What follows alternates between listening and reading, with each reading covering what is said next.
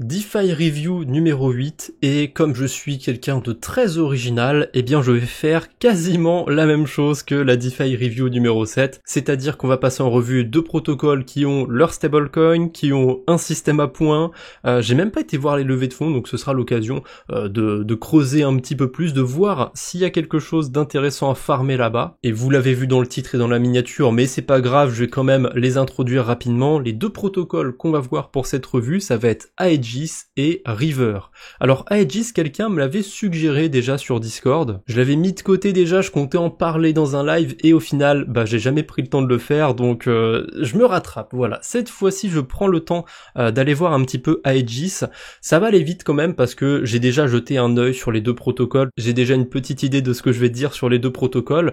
En tout cas, Aegis, on va commencer par lui. C'est un protocole avec deux stablecoins assez classiques, hein. On a le stablecoin normal qui est à 1$ et la version stakée qui va générer du rendement.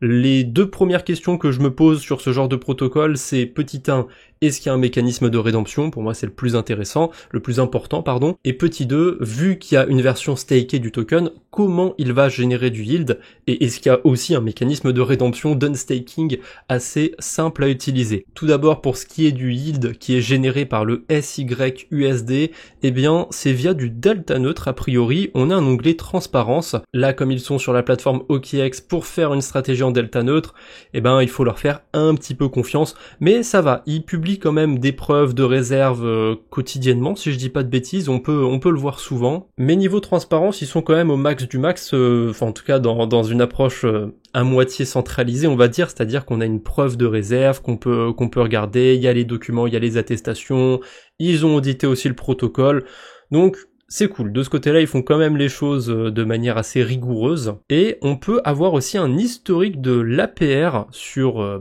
leur stablecoin, et c'est plutôt cohérent, je trouve, avec ce qu'on a sur des stratégies en delta neutre, hein. J'ai pas toujours des stratégies en delta neutre d'ouvert sur mon portefeuille, mais j'ai quand même une petite idée en général des fundings qu'il y a, ça va souvent être corrélé de toute façon au marché. Quand le marché est à la hausse, les fundings sont dans le positif, donc ça veut dire qu'on est avantagé à shorter le token, et par extension ça veut dire que on peut faire du delta neutre sur un token. De ce que j'ai vu dans la documentation, le delta neutre qui est effectué par Aegis, ça a l'air d'être sur du BTC. Je vais essayer de vous retrouver ça. Alors où est-ce qu'elle est déjà la documentation? Comment j'avais accédé à la documentation? Ah voilà, c'est dans l'onglet paramètres. Là, si je vais dans la doc, on pourra en savoir un petit peu plus sur le stablecoin. Je crois que c'était dans la section dédiée au token YUSD. Si je descends un petit peu, est-ce que c'est ici où je me suis planté? Ah, ça a l'air d'être là quand même. Ah voilà, c'est écrit ici. Le YUSD a une indépendance complète des autres stablecoins, couplée à son utilisation de Bitcoin et de CoinM Futures, une position robuste, transparente et sécure pour des stablecoins sur le marché crypto. Bon, ma traduction elle est approximative, hein, je fais ça à la volée. Concrètement, je la trouve un peu fallacieuse cette description. Ils nous disent que le YUSD est stable, transparent, avec quasi aucun risque comparé au stablecoin traditionnel. Alors stable, a priori oui. Pour ce qui est de la transparence, oui et non. Ils sont transparents dans le sens où ils font des preuves de réserve, etc. Ils essayent de faire le max. Je vais encore reprendre cet exemple, mais Yield Finance, eux, ils sont vérifiables. À tout moment, on peut voir au centime près ce qu'ils ont dans leur portefeuille. Alors que là, bon, c'est quand même, il y a une couche d'opacité, on va dire. Ça reste relativement transparent, mais pour moi c'est au même niveau que un USDC ou un USDT, c'est-à-dire que de temps en temps ils font des preuves de réserve, mais même s'ils me disent qu'ils ont 80% dans des bons du trésor et 20% en cash, pour moi c'est pas une transparence parfaite. Enfin, je pense que le problème c'est pas sur le mot transparence, parce que c'est techniquement de la transparence, on sait ce qu'il y a en collatéral, mais c'est du collatéral qui est moins tangible. Après, évidemment, dans le cas d'Aegis, il faut bien trouver un collatéral qui puisse permettre une stabilité et aussi de générer du rendement. Donc le delta neutre sur BTC, ça marche bien, pas 100% du temps. De toute façon, on le voit quand on est sur le protocole, hein. Il y a une semaine où le yield était à 1%. C'est plutôt faible, hein, pour un stablecoin. Ça reste plus que de détenir de l'USDC ou de l'USDT dans son portefeuille, on est d'accord. Mais même s'il y a un biais quand même sur le marché crypto, et je trouve que c'est encore d'actualité, au moins sur BTC et même sur Ethereum, il y a un biais qui fait que les gens ont tendance en moyenne à parier plus à la hausse qu'à la baisse. Donc s'il y a plus de gens qui parient à la hausse, les fundings sont plus souvent, voire quasi tout le temps dans le positif, donc ça veut dire que le delta neutre est envisageable. Voilà, de ce point de vue là, c'est une bonne stratégie pour un stablecoin, c'est clairement pas la première fois que je vois ça. Dans les autres DeFi reviews que j'ai pu faire, on a Avent et XSY qui, d'après leur description, font du delta neutre.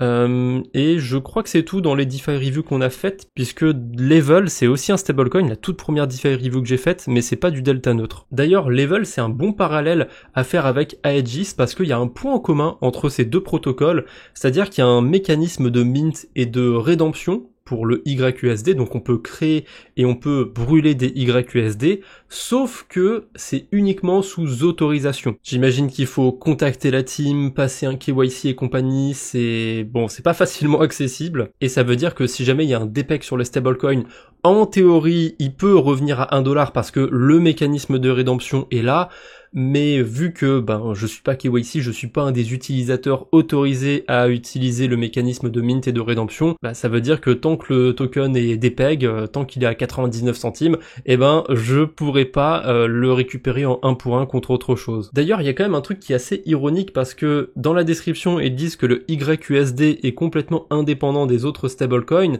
mais en attendant, il y a un mécanisme de rédemption et en échange, on va sûrement recevoir des USDC si on utilise le mécanisme de rédemption, je suppose. Côté staking, j'en apprends un petit peu plus. On a un délai de 7 jours quand on veut unstaker des SYUSD, c'est important à savoir. Ah, j'ai trouvé pour les frais, alors il n'y a pas de frais, a priori, sur le protocole, à part évidemment les frais de transaction quand on vient staker, unstaker, mais ça, c'est normal, c'est comme toutes les transactions sur la blockchain. On va voir aussi vite fait les audits. Est-ce que ça a été fait il y a longtemps? On en a eu un en décembre 2020, et un le 3 mai 2025, donc c'est plutôt récent. Est-ce qu'il y a des failles qui ont été retrouvées? Une faille élevée, 2 failles médium, évidemment elles ont été fixées depuis. Bon, assez classique comme audit, on a quelques failles qui ont été trouvées, comment ça fonctionne, comment elles auraient pu être exploitées ces failles, et voilà. Bon, on en apprend un petit peu sur le protocole, mais là on rentre dans du très technique et honnêtement quand je regarde ça je comprends rien.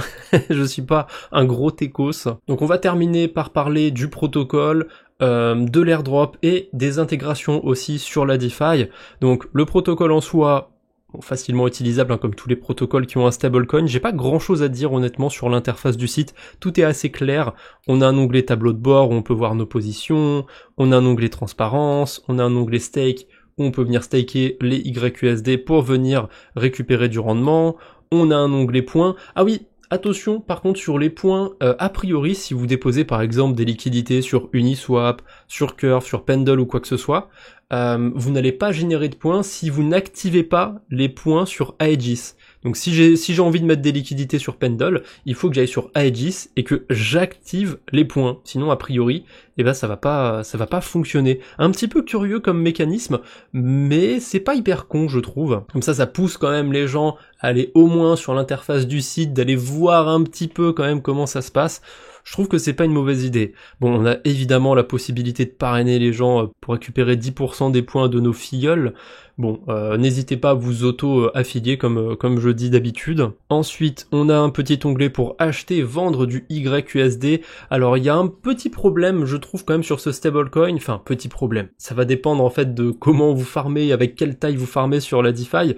Mais le stablecoin, il est essentiellement sur Ethereum. Il est un peu sur la Binance Smart Chain aussi. Mais bon, au moment où j'enregistre ma vidéo, les frais sont extrêmement faibles sur Ethereum. Ça coûte quelques centimes ou dizaines de centimes pour passer une transaction. C'est ok, si on a un portefeuille un petit peu modeste, on peut farmer autour du stablecoin. Après, c'est vrai qu'il y a masse de choses à faire en ce moment. Les projets sur des stablecoins, il y en a plein. Si je retourne sur mes DeFi Review, j'ai parlé de Deal Finance. On peut facilement farmer le protocole sur des écosystèmes où les frais sont moins chers. Avent et XSY, c'est sur la blockchain Avalanche. Donc est-ce que ça vaut le coup spécifiquement d'aller sur Ethereum pour farmer Aegis ?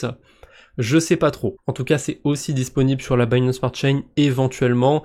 Et ici, on a un onglet Claim. J'imagine que c'est pour récupérer les récompenses quand on va staker des YUSD. Voilà, on a fait le tour du protocole. Un truc que j'ai pas dit, oui, sur le système à points, c'est que ça tombe toutes les semaines. Donc si vous déposez des liquidités, soyez un petit peu patient, ça s'actualise toutes les semaines, et a priori on est déjà à la 17e semaine quand j'enregistre ma vidéo. Ça veut dire quoi? Que le protocole commence son système à points depuis au moins 4 mois à peu près? C'est pas si vieux que ça. Après, il y a des protocoles qui vont lancer lancer leur airdrop 4-5 mois après le lancement, il y en a qui vont attendre 3 ans. C'est difficile de dire si on arrive tôt pour l'instant sur Aegis ou pas.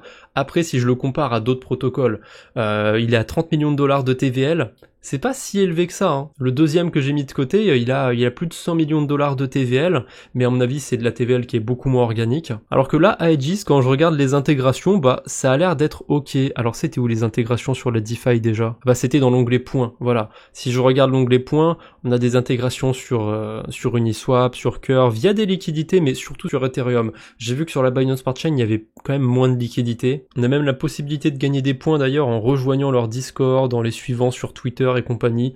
Bon, c'est un petit bonus, ça se prend toujours. En tout cas, on a fait le tour d'Aegis. J'ai pas un avis très négatif parce que ça me fait un peu penser à ce que j'ai déjà vu dans les reviews. On a un stablecoin avec un mécanisme de rédemption qui existe mais qui est accessible que par une poignée de personnes, on va dire. Donc en tant qu'utilisateur lambda, il peut y avoir un risque de dépeg, mais si on a de la chance, ça peut se résorber. On a un rendement qui est pas mal sur la version stakée actuellement. Je sais qu'il y a les intégrations sur Pendle aussi qui donnent des rendements qui sont pas dégueux. Je vais quand même vous montrer ça.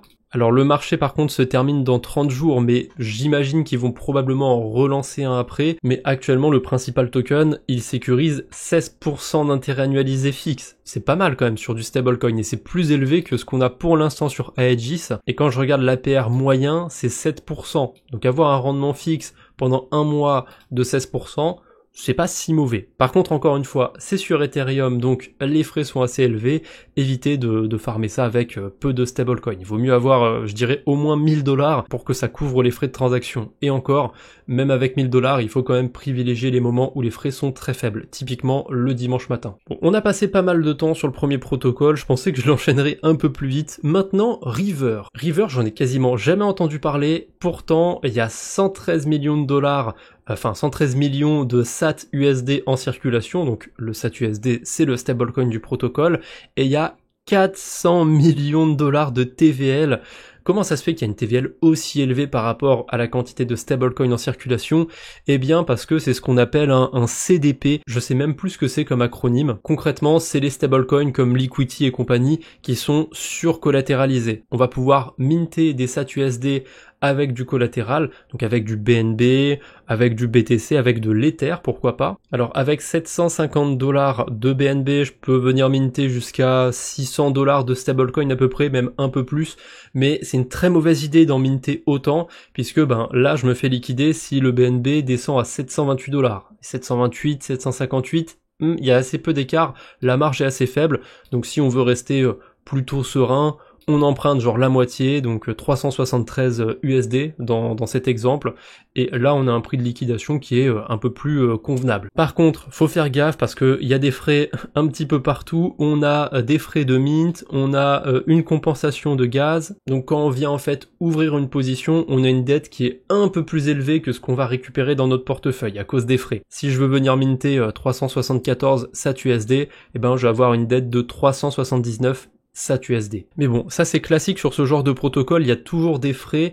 Je trouve quand même que les frais de mint... Attendez, ma webcam cache un petit peu. Les frais de mint, c'est quasiment 1%. Je crois qu'il y a des protocoles sur lesquels c'est 0, il y en a sur lesquels c'est 0,5. Ça dépend aussi peut-être du collatéral. Est-ce que si j'utilise du BTC par exemple, je vais avoir les mêmes frais de mint? Alors, j'ai ma réponse, c'est pas les mêmes frais de mint, mais c'est juste abusé. 5% de frais? Ah oui, mais c'est vrai, j'ai oublié un détail. Contrairement à un AAV, parce qu'on peut aussi déposer des cryptos sur AAV et venir emprunter de l'USDC, de l'USDT, ici j'avais oublié l'intérêt de ce type de frais, c'est un frais qu'on paye une seule fois. Donc là, je me tape 5% d'un coup, ça fait un peu mal, hein. Sur le BNB, c'était plus intéressant, mais ensuite, il n'y a pas de frais annualisés comme sur AAV. Ma dette ne va pas bouger. Donc de ce point de vue-là, ça peut être intéressant. Alors sur le BTCB, c'est pas foufou. Peut-être que sur le Solv BTC, ah voilà, sur le Solv BTC, là, on a quelque chose de cool. 0,5% de frais de mint. Par contre, on a un taux d'emprunt qui est un peu plus faible. Je peux emprunter moins de stablecoin, je vais me faire liquider plus facilement avec le Solv BTC. Et d'ailleurs, là je suis sur la Binance Smart Chain, mais le protocole est dispo aussi sur EMI, sur Arbitrum, sur Base, sur Bob, sur Sonic et sur B-Squared. Étonnamment, ils sont pas sur Ethereum. Et ça m'étonne pas que la TVL du protocole soit élevée et que j'en entends pas beaucoup parler. c'est sur la Binance Smart Chain, c'est la mafia Binance, on connaît. En tout cas, on peut venir minter des stablecoins assez facilement, mais est-ce qu'on a un mécanisme de rédemption? Je vous l'ai dit, hein, ça fait partie des premières questions que je me pose quand je découvre un protocole avec un stablecoin. Et oui, il y a un mécanisme de rédemption. Par contre, je l'ai utilisé, je pensais qu'il y avait moyen de faire de l'arbitrage et en fait j'ai pas réfléchi. Alors je vais vous montrer exactement ce que j'ai fait. J'ai été échanger mes USDC contre des SAT-USD, donc j'en avais 700 à peu près. Donc on va mettre 700 SAT-USD et à tout moment en fait je peux venir récupérer du collatéral. Donc ça peut être du BNB, ça peut être du BTC, de l'Ether. Et en l'occurrence, vous voyez que j'ai un peu de BTCB, donc j'ai choisi le BTC comme collatéral. Donc si je remets 700 SAT-USD, je vois que le montant que je vais recevoir, c'est 0,061 BTC, mais j'avais loupé un détail, et là ma webcam le cache justement ce détail, donc je redisparais.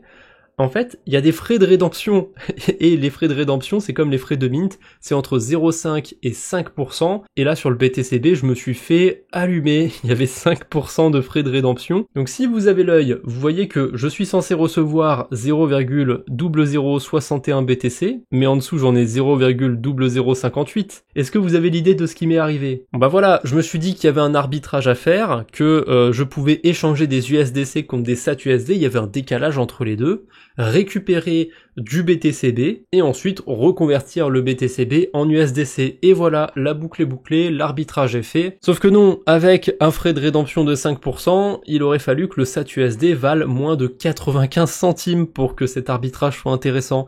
Et il devait valoir 99,9 centimes, quelque chose comme ça, donc un léger dépeg. Bref, le mécanisme de rédemption du coup fonctionne très bien, c'est instantané, c'est comme sur Liquity. Je suis quasiment sûr d'ailleurs que River c'est un fork de Liquity, mais attention, il y a des frais sur le mécanisme de rédemption, c'est pas idéal on va dire. En tout cas, le SAT-USD, une fois qu'il est en circulation, on peut aller le faire travailler sur la DeFi. On a aussi la possibilité de le staker comme sur Aegis, et actuellement le rendement qu'il nous donne en le stakant, c'est 14% annualisé. Attention, c'est différent selon les écosystèmes. Sur la BSC, ça me dit que c'est 14%, mais si je vais sur Arbitrum par exemple, là on est sur du 12,75. Si je vais sur Base, on est aussi à 12,75. Attendez, je crois que sur d'autres blockchains, on a moins que ça. Non, sur Bob, on est aussi à 12,75. Je vais quand même pas tous les faire. Bon, on est à 12,75 partout, sauf sur la Binance Smart Chain où c'est un peu plus élevé. Ah bah, je comprends pourquoi on est à 12,75 partout.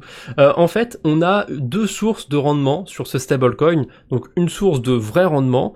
Je sais pas exactement comment ça fonctionne, on va aller voir ça dans la description. Et un truc qui s'appelle Implied Yield. Et ça, je n'aime pas du tout. En fait, il y a des points sur le protocole et c'est bêtement une projection des points en APY. J'aime pas ça parce que en général on n'a pas les infos de combien il y a de points, de quel FDV pourrait avoir le protocole. Bon là ils nous permettent quand même de faire une simulation.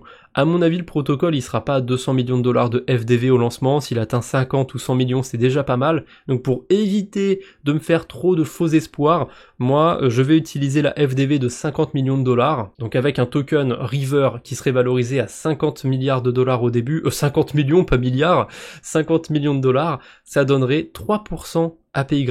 Là d'un coup ça donne un petit peu moins envie d'aller staker ces SAT-USD, mais bon on a des intégrations sur la DeFi, et là on a l'air d'avoir des APR de fou furieux. Attendez, 160% sur PancakeSwap, Uniswap et compagnie, c'est quoi le délire? Il y a des volumes de fou furieux sur les protocoles? Eh ben non, on a un multiplicateur de points x 25, donc forcément, comme le protocole va exprimer les points en APY, eh ben on a l'impression que le rendement est zinzin, mais si je mets 50 millions de FDV au début, on tombe à 40%. Ce qui reste quand même pas mal sur le papier, hein. 40% de rendement sur une pool de liquidité avec des stablecoins, honnêtement c'est un très bon rendement. Bon après on est sur des pools de liquidité concentrés, j'imagine que les points sont quand même distribués de manière linéaire, donc ça veut dire que j'ai pas besoin de concentrer mes liquidités. Si je me mets sur la range complète, j'ai autant de points que si j'ai une range très serrée, je suis quasiment sûr que ça marche comme ça. Pour ce qui est des autres protocoles, bah là les multiplicateurs de points sont beaucoup plus faibles. On a éventuellement la pool de liquidité par exemple sur Pendle, qui pourrait donner à la fois du yield et des points, mais sur Pendle je trouve que le plus intéressant, on va taper le SAT-USD, le plus intéressant c'est de venir chercher le rendement fixe. Au moment où j'enregistre, c'est à 8%, mais il n'y a pas si longtemps, c'était autour de 10-12%, donc ça valait un petit peu la peine, je trouve. Mais bon, le désavantage du principal token, c'est qu'on met les points de côté. on farme pas les points, on farme uniquement le rendement. Après on a la possibilité de farmer uniquement les points et de venir acheter des yield tokens, et là ça va venir faire un effet de levier x 600 sur les points. Perso, je suis pas très farming de points, je suis pas sûr que ce soit une bonne idée. Après, sur un malentendu, si on a 1$, 5$, 10$ qui traînent sur un portefeuille, on peut éventuellement aller venir s'exposer un petit peu à un yield token sur un malentendu. Il y a des exemples où ça s'est bien passé. Je crois que Usual, j'aime pas du tout le protocole Usual, mais force est de constater que ceux qui ont farmé les yield tokens avaient eu un airdrop qui était pas dégueu du tout. Après Usual, faut dire qu'il a été lancé avec une FDV complètement abusée. Je crois qu'on était sur 1 milliard au début, c'était complètement surévalué. Alors que là, River, dans le meilleur des cas, pour moi, on va être sur du 50-100 millions de dollars de FDV au lancement. On a fait un bon tour déjà du protocole, mais il me reste 2-3 trucs à vérifier avant de terminer. Le mécanisme du staking, comment aussi il va générer du rendement, parce que sur la Binance Smart Chain, je sais pas comment il fait, mais il y a 1% de vrai yield. Qu'est-ce que c'est ce pourcent de vrai yield? On va essayer de choper ça dans la documentation. Les utilisateurs peuvent staker leur SAT-USD pour gagner des frais générés par le protocole. Ah oui, via les opérations de CDP. En fait, c'est comme sur Liquity et compagnie. Sur ce genre de protocole, on peut staker, on peut déposer le stablecoin dans un vault et ça va générer du rendement grâce aux gens qui vont utiliser le mécanisme de rédemption et grâce aux liquidations, si je dis pas de bêtises. Par contre, ça veut dire que si le rendement c'est 1%, il y a assez peu de gens qui vont se faire liquider, donc c'est plutôt logique, quand on a vu la TVL du protocole, 400 millions quasiment, et sachant qu'il y a que 100 millions de stablecoins mis en circulation, il y a un très bon taux de collatéralisation, mais ça veut dire qu'il n'y a pas grand monde qui utilise le mécanisme de rédemption. Pareil, c'est pas étonnant, il n'y a pas spécialement d'arbitrage, et ça me fait dire que si on a des entités qui empruntent relativement peu par-dessus leur liquidité, c'est probablement des baleines, et c'est probablement aussi de l'activité qui est pas entièrement organique, vous voyez ce que je veux dire? Ça se fait de plus en plus, mais les investisseurs vont parfois mettre de l'argent, vont donner de l'argent à un protocole pour qu'ils puissent construire, pour qu'ils puissent faire ce qu'ils ont à faire, on va dire. Mais j'ai l'impression qu'il y a de plus en plus d'investisseurs qui vont directement déposer des liquidités sur le protocole. Ça permet au protocole de gonfler un petit peu ses stats, et en même temps, en déposant des liquidités massives sur un protocole, ils vont pouvoir récupérer des tokens. Donc c'est un petit peu gagnant-gagnant pour les deux entités. Par contre, je trouve que les investisseurs prennent plus de risques sur ce genre d'opération, parce que ça veut dire qu'ils vont venir mettre des liquidités assez élevées sur les protocoles, probablement plus élevées que ce qu'ils auraient filé au protocole. Si River fait une levée de fonds, vous doutez bien qu'ils vont pas récupérer 400 millions de dollars, ils vont récupérer peut-être 5, 10 millions, peut-être un peu plus. Alors que là, si les investisseurs vont poser des liquidités sur le protocole, on peut facilement avoir des protocoles qui atteignent 100, 200 millions de TVL sans problème. On le voit assez souvent du côté de DeFi Llama. Parfois il y a des protocoles qui stagnent au niveau de leur TVL et d'un coup, boum, il y a une baleine qui a déposé 60 millions de BTC ou je ne sais quoi. Ça arrive de temps en temps.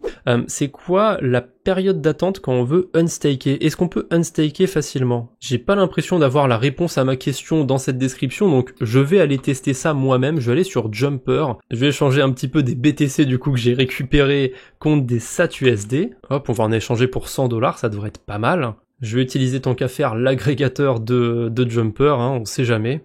Maintenant, j'ai des SAT-USD, je peux aller les staker sur le protocole, donc jusqu'ici tout va bien. En général, pour aller vers le protocole, ça se passe toujours bien, on peut staker, on peut déposer sans problème. C'est plus l'unstaking en général qui va poser problème. Enfin, quand je dis poser problème, c'est pas forcément qu'il y a quelque chose qui va me faire perdre mon argent, c'est plus dans le sens où il peut y avoir des délais. Là, quand je suis sur l'interface, j'ai pas l'impression qu'il y ait de délai. Est-ce que c'est instantané le retrait ? Ah ouais, ça a l'air d'être instantané. On peut unstaker de ces SAT-USD+ à n'importe quel moment pour récupérer des SAT-USD, pour maintenir une flexibilité complète et accéder à nos fonds sans blocage, sans pénalité, juste un contrôle smooth, comment on dit déjà? Juste un contrôle smooth sur ces liquidités, je sais plus comment on traduit le mot smooth, mais j'ai une idée de ce que ça veut dire. Bref, si je confirme, là je vais pouvoir récupérer directement mes SAT-USD, magnifique, ok, bon, tout ce qui est unstaking, tout ce qui est rédemption, ça marche très bien. D'ailleurs, la rédemption, vous savez quoi, je vais le refaire.